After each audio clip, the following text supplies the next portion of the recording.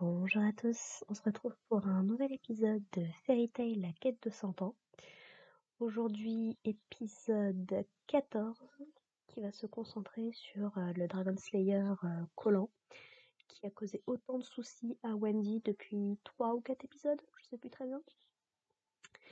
Mais voilà, ce personnage-là, on s'en débarrasse enfin.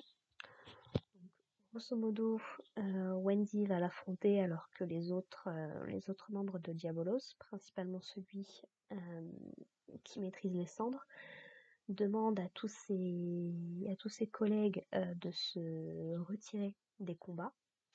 Donc on va avoir, parce qu'ils se sont, avec son collègue qui a le dragon de l'armure, ils se sont un petit peu fait avoir par Mira Jane et Altman. En tout cas, ils n'arrivent pas à s'en débarrasser.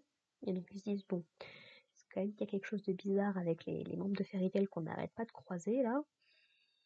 Bon, on va se retirer pour analyser un petit peu la situation, parce que si on se fait tous dégommer, il y a déjà Race, donc le dragon fantôme, qui s'est fait avoir, c'est quand même particulièrement surprenant. Bon, on va peut-être repenser 5 secondes notre plan d'attaque. Donc, suite à ça, comment elle s'appelle, Kyria, je crois, celle qui s'était mis à dos Erza et Laxus, s'apprête à manger Laxus. D'ailleurs, c'est fantastique, hein, les deux se sont évanouis, alors qu'il y a encore un danger juste à côté.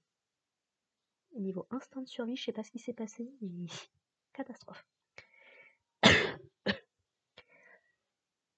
Et donc, suite à ça, donc, elle est pas très très contente, mais son supérieur lui l'informe que le dragon qu'elle s'apprêtait à manger, donc Laxus, le Dragon Slayer, en fait qu'il est sous l'influence du mage blanc, et que bah, si elle dévore sa magie, elle va elle-même passer sous le contrôle du mage blanc, et c'est pas exactement ce qu'ils veulent.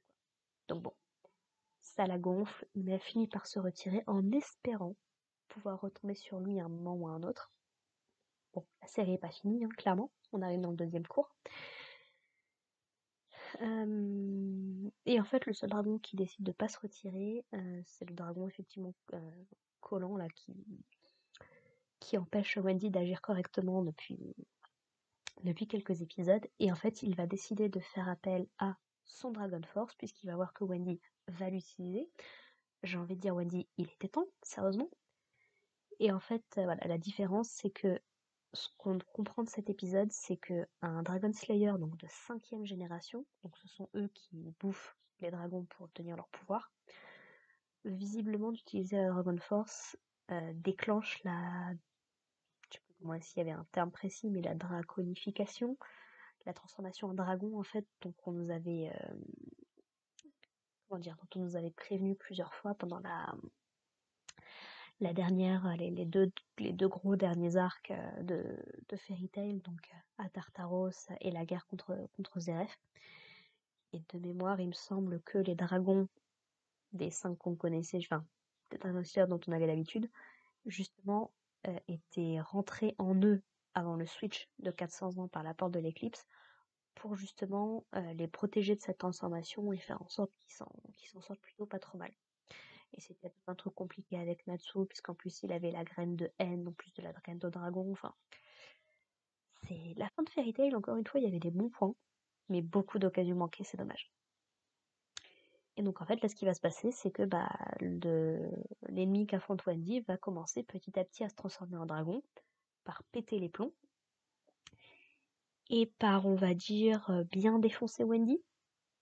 Je dois bien avouer que pour un épisode de Fairy Tail, surtout concernant Wendy, c'est particulièrement sombre parce qu'elle se prend vraiment des mandales, quoi. Elle s'en prend dans le visage, dans le ventre, enfin elle arrive dans un état pitoyable, quoi, à tel point que sa Dragon Force finit par se désactiver. C'est un petit peu compliqué, quoi. Et ouais, du coup, elle se retrouve complètement vulnérable, en fait, alors que lui, il l'a emprisonnée avec sa colle, quoi. Et il lui demande, bon, qu'est-ce que tu veux que je te bouffe en premier? Tes mains, tes pieds ou ton ventre? Comme elle répond pas, il décide de lui mettre de la colle au niveau du visage. Sur le coup, je me suis dit, mais il est bête, s'il lui met juste sur le visage, elle peut quand même respirer, puisqu'il dit qu'elle peut pas respirer. En fait, non, il avait bien couvert le nez également, donc elle était complètement dans un état catastrophique. Et en fait, donc, il va la libérer, lui refaire la question, et en fait, Wendy va se mettre à pleurer. Pas forcément parce qu'elle a perdu, parce qu'elle a peur, mais en fait parce qu'elle se sent avoir été trop arrogante, trop sûre d'elle, alors elle pensait être devenue suffisamment forte par elle-même pour pouvoir affronter n'importe quel ennemi, mais de se rendre compte que, en fait, alors, ce qui est une bonne et une mauvaise leçon, ça dépend comment tu le prends, mais en gros que ce sont ses amis, donc la guilde de Fairy Tail, Carla qui l'accompagne depuis toutes ces années, mais également Shelia, dont elle s'était liée d'amitié, je crois, pendant le tournoi, justement. Je ne suis pas sûre là-dessus, il me semble que c'était pendant le tournoi.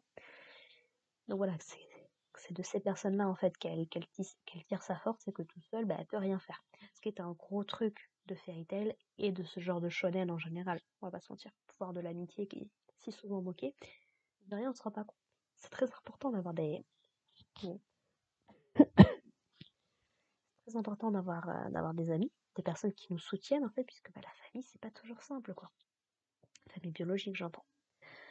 Donc voilà. Donc du coup, elle va décider de faire appel à un pouvoir qu'elle avait plus ou moins gardé sous sa veste depuis la guerre contre Ishval, justement, donc qui ne doit pas être si loin que ça en termes de temporalité. Mais en gros, ce qu'elle explique, c'est que suite à son combat contre Eileen, donc la mère de Erza, la... je crois que c'était elle qui avait inventé la magie anti-dragon, parce qu'elle s'était elle-même transformée en dragon. Enfin, il y avait toute une histoire sur la fin de Fairy Tail. Et donc en gros, comme elles avaient un moment échangé leur corps sous l'impulsion d'Eileen, en gros que ça lui a laissé quelques vagues souvenirs, quelques réminiscences qu'elle peut exploiter. Et en gros, elle va décider, vu que c'est une enchanteresse, de s'enchanter elle-même les pouvoirs d'Eileen. Je sais pas très bien comment ça marche, mais globalement, Eileen apparaît un petit peu en forme de fantôme pour dire à Waddy: oh c'est cool, écoute, dis-moi ce que tu veux que je fasse, et puis je peux peut-être t'aider un petit peu, voyons voir. Et donc Waddy du coup décide, alors elle veut juste vaincre son ennemi et pas le tuer, mais Eileen lui dit: oui, alors vu l'état dans lequel il est, ça risque d'être un petit peu compliqué. Et elle contrôle plus ou moins le corps de Waddy, ce que cette dernière n'apprécie absolument pas, comprendre. Mais sur le coup, je me suis dit: mince, ils vont vraiment la tuer, ça fait vachement sombre pour cet épisode quand même. Puis au final, non, on est dans du Fairy Tail, donc le mec s'en sort plutôt bien. En fait, ce que nous explique Eileen, c'est qu'elle a juste séparé sa magie, en fait, de son corps. Donc il va avoir une certaine carence pendant un moment, il ne va pas perdre totalement sa magie, pourra juste plus vraiment être un mage, quoi. Donc vraiment être un danger pour les gens autour de lui. Pourquoi pas? C'est déjà 2 membres de Diabolo dont on se débarrasse, c'est pas plus mal.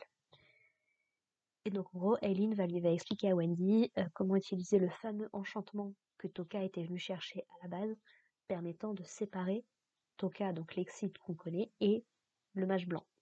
Voilà. Et donc Wendy discute un petit peu avec Phantom Eileen, et ça me fait vachement rire parce que t'as Natsu et Happy qui la rejoignent comme ça, qui disent: oh c'est bizarre, elle parle toute seule, elle est pas dans son état normal, machin machin. Dans ma tête, je me suis dit: Natsu, aurais-tu oublié que tu viens littéralement d'affronter un fantôme que personne d'autre à part toi ne pouvait voir? Ouais. Bon, il finit par se rendre compte quand même, il décide d'essayer de redevenir un esprit, sauf qu'il sait pas du tout comment faire. Pourquoi pas. Et en gros, donc elle leur explique qu'elle a peut-être trouvé un moyen de régler la situation. Il décide d'aller chercher Carla, qui est toujours attachée dans son église là. Et en gros, Happy va leur expliquer que l'autre personnalité du mage blanc, c'est une Exide. Mais Carla explique que c'est super bizarre parce qu'elle les connaît tous, que ce soit les Exiles qui ont été envoyés, je crois que c'était il y a 15 ans en arrière, donc la génération de Carla et d'Happy en fait, ou les Exiles qui les ont rejoints suite à l'arc d'Olas. En gros, de temps en temps, voilà, ils vont faire un petit tour. On rappelle que les parents d'Happy sont quand même là-bas, et la mère de Carla. Et en gros que ça a l'air bizarre cette histoire. Donc ça, à voir où ça va.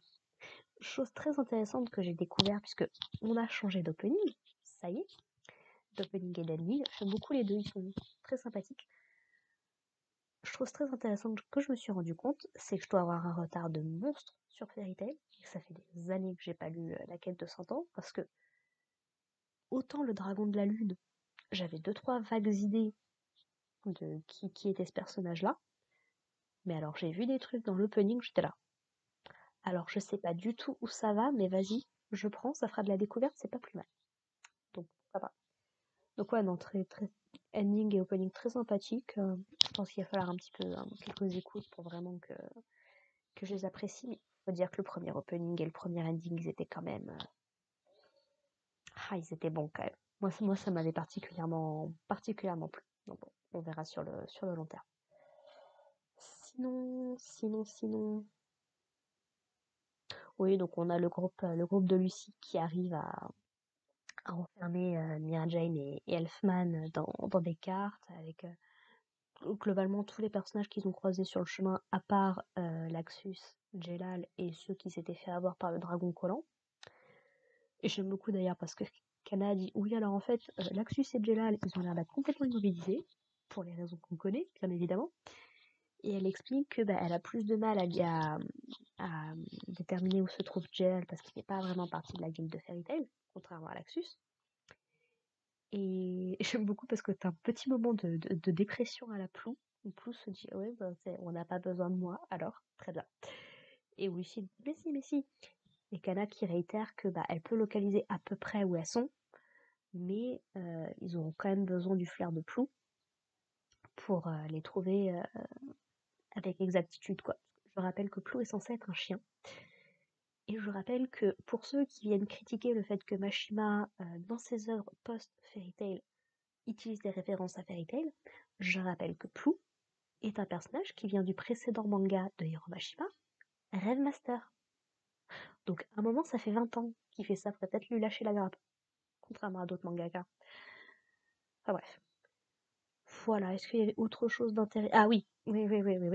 Puisque le 4e joyau, donc sur les 5, a fini par être brisé. Et alors, je dois bien avouer que je l'ai pas vu venir, puisque c'est Mest en fait qui s'est débarrassé du 4e joyau. Donc pour rappel, hein, à la base il était présenté comme un membre du conseil, je crois, qui s'en prenait souvent à Fairy Tail, mais en fait il s'est révélé que c'était un agent double qui à la base venait de Fairy Tail, mais qui s'était lui-même effacé les souvenirs. Enfin, c'est encore un truc compliqué. Et donc en gros, il est là, il peut se téléporter, donc tranquillement il détruit le 4e joyau, tout va bien. Il se téléporte auprès du mage blanc. Et elle lui demande, écoute, moi je peux rien faire avec le joyau là, s'il te plaît tu peux t'en débarrasser, merci bien. Ce qu'il fait, et donc les 5 joyaux ont été brisés, et a priori elle va être capable de s'emparer des pouvoirs d'Aldaron, quoi. Et j'avais bien avoué que l'épisode se termine comme ça. Je crois à peu près savoir comment va se terminer cet arc, des vagues souvenirs que j'ai, des vagues trucs que j'ai vus dans l'opening. Mais bon, on verra comment ça tourne à l'avenir. Voilà, écoutez, rien de plus à dire sur cet épisode, il était bien sympathique. Très heureuse de continuer, qu'on ait enfin atteint le 2e cours, après une semaine de pause. Et hâte de voir la suite.